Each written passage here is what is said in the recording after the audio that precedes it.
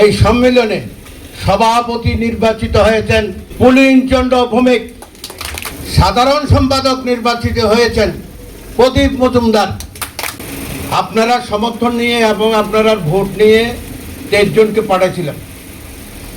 আর আমার জেলার থেকে জেলার সাধারণ সম্পাদক এবং সাংগঠনিক সম্পাদক এই 23 জনের সাথে ছিল, কিন্তু তারা শুধু অবজার্ভ করছে, মানে দেখছে।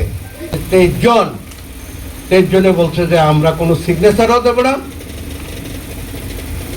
আপনারা ওপেনও আমরা কথা বলবো না, আপনারা আমাদের থেকে একটা কাগজ দেন, আমরা এই কাগজে আমরা টিক চিহ্ন দিয়ে দেব, আপনারা এটা ধরে নিন। আমরা এটার পরিপ্রেক্ষিতে আজকের এই সম্মেলনে সভাপতি নির্বাচিত হয়েছেন পুলিন চন্দ্র ভৌমিক,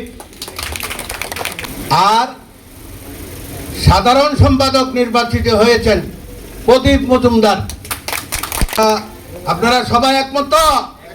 সবাই তারা কাম করবনি না? পুজোজন পরিষদ রে ওই বুকের তলে লইয়া বাড়ি ঘুমাই থাকবো বলেন?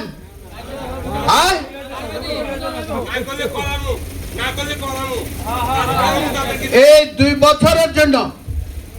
বছরের জন্য তারা এই পুজো উজ্জন লালমাই পুজো উজ্জন পরিষদকে